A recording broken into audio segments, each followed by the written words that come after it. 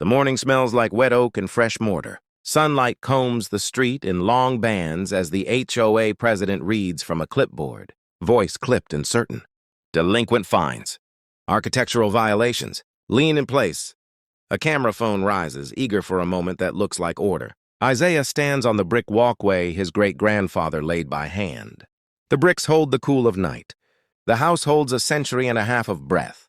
Paint peels from the porch rail in graceful curls, the kind that make historians smile and HOA letters multiply. He doesn't reach for the notice.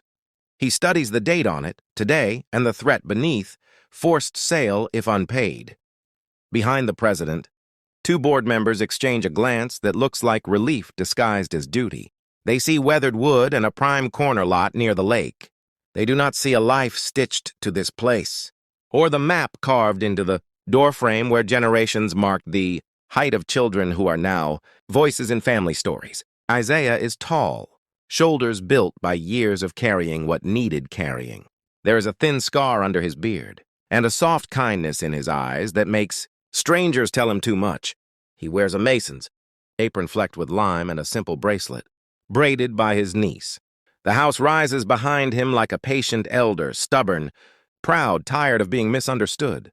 He takes a slow breath that tastes like damp pine, then sets a leather folder on the porch rail. At the top sits a certified deed with a date that turns the stomach of anyone who knows. Property Law, 1874. Recorded long before any covenant or committee on this street existed. Neighbors hover at their fences. One woman's lips part as if to speak, then close around caution. A mail carrier pauses at the gate, eyes narrowing at the word foreclosure. A county inspector in a sun-faded truck idles at the curb, curious and wary. Isaiah glances at the inspector, then at the board president, and chooses the only weapon he trusts: patience. "Sir, you have 30 days, the president says, placing the notice just left of the brass doorplate. "After that, the association will proceed." She smiles the kind of smile policy wears when it forgets people. Isaiah nods once, not in agreement, but in acknowledgement of the path she has chosen. He will not match volume. He will match facts. Inside the leather folder, a paper sleeps like a king with one sentence underlined 3 times. Covenants do not reach backward. The house, the man, and a line that won't break. Before committees and fines, the coal house was a promise. Isaiah's great-grandfather freed and fierce quarried stone from a creek, bed and built a one-room cottage with walls that could hold winter. He carved a compass into the lintel so his children would always know home. Over a century and a half, additions grew like rings in a tree, hand-planed stairs, a porch wide enough for summer stories, windows that creak like old friends. The kitchen smells of iron skillet and orange peel. Floorboards sing under careful feet. In the attic rests a trunk with letters tied in ribbon, each one signed with a name the HOA bylaws will never know. Isaiah went to war as a combat engineer, the kind who makes broken roads bear weight again. He learned the quiet art of safety: measure twice, set rebar, pour strength in layers. Heat, dust, and long nights taught him how to keep a team moving when the map falls apart. He returned with steady hands and a desire to fix the only thing that had never left him: the house. He spent weekends on a ladder and evenings in county records. He rebuilt the porch, matched old paint by eye, and oiled the banister until it gleamed like memory. He paid his dues to the association, mowed on Wednesdays, waved at toddlers on scooters, and kept to his work. Years later, the neighborhood drew lines around itself and called it Covenant Strong. Most houses signed with a pen. The coal house answered with a date. The recorded chain of title sat like a lighthouse in the archive, its light steady through storms of probate, taxes, and time. When the HOA sent a friendly note about repainting the porch, modern white, Isaiah sent back a copy of a state, statute, and the preservation letter that named his home a local landmark. The tone shifted. Friendly became firm. Firm became fines. Mailbox height. Heritage color. Unapproved porch swing. A clapboard he chose to repair instead of replace. Isaiah did not lash out. He collected every envelope, every photo taken over his fence line, every threat folded in polite phrases. He stored them under the deed like children under a quilt, safe and organized, waiting for morning. His quiet did not come from fear. It came from faith that the right piece of paper, held up in the right light, could still matter. Across the street, a retired title officer named Ms. Green watched all of this the way a gardener watches weather. She noticed the speed of the boards, letters, and the way one member stared at Isaiah's corner lot the way a builder stares at a clean blueprint. She brewed tea and opened her own file box. Some storms require neighbors. Conflict builds, silent resistance, and a hidden ally. The next letter arrived with bolder ink, cumulative fines, interest, legal fees. A week later came the lien, filed at the county, stamped stern. At the monthly meeting in the clubhouse, the board spoke in the soft language of inevitability. We must protect property, values. Uniformity is kindness.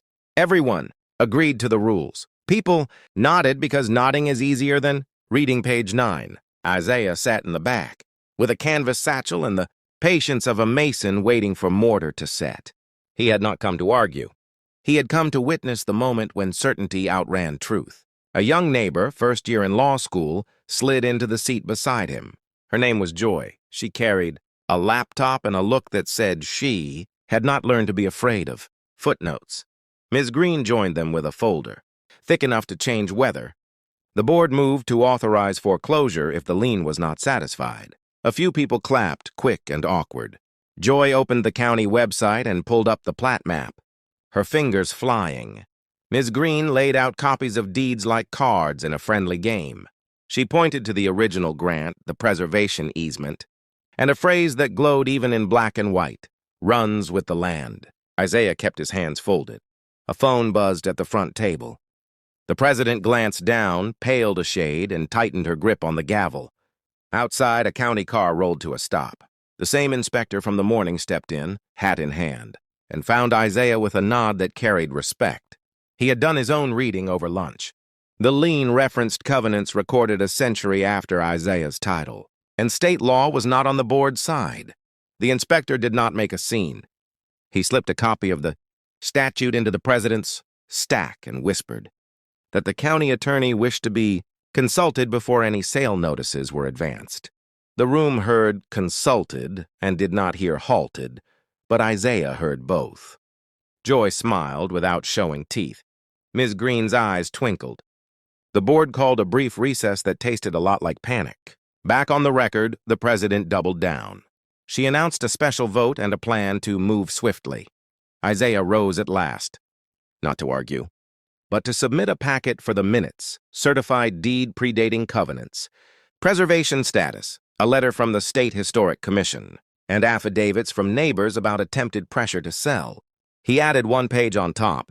A quote in clean type, "Paper that forgets people is not law. It is stationary." The emergency hearing happened. 2 days later, in a courtroom smelling of coffee and new carpet, Isaiah wore a jacket that had seen both weddings and homecomings. The board arrived with counsel and a confidence that began to fray around the edges. The judge, a woman who had restored a farmhouse with her own hands, listened to everyone and then to the law. She traced dates with a pen, eyes narrowing at the century gap. She asked simple questions that folded complex answers into one truth. Covenants cannot reach backward to bind a title they never touched. Her order landed like rain on parched ground. The lien was void.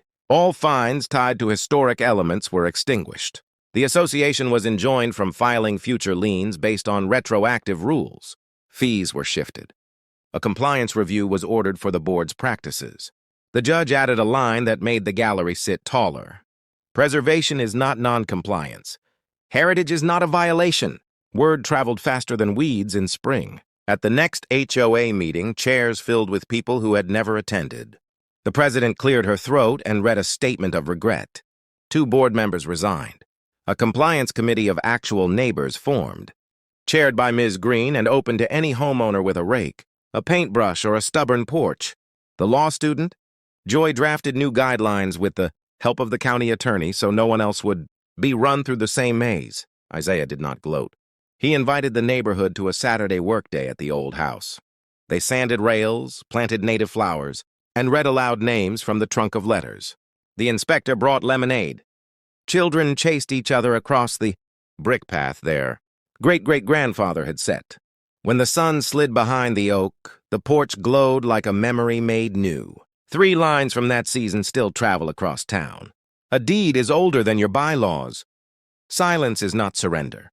It is time for truth to arrive. We are not trespassers in our own history. The brass door plate now carries one more word under the family name: welcome.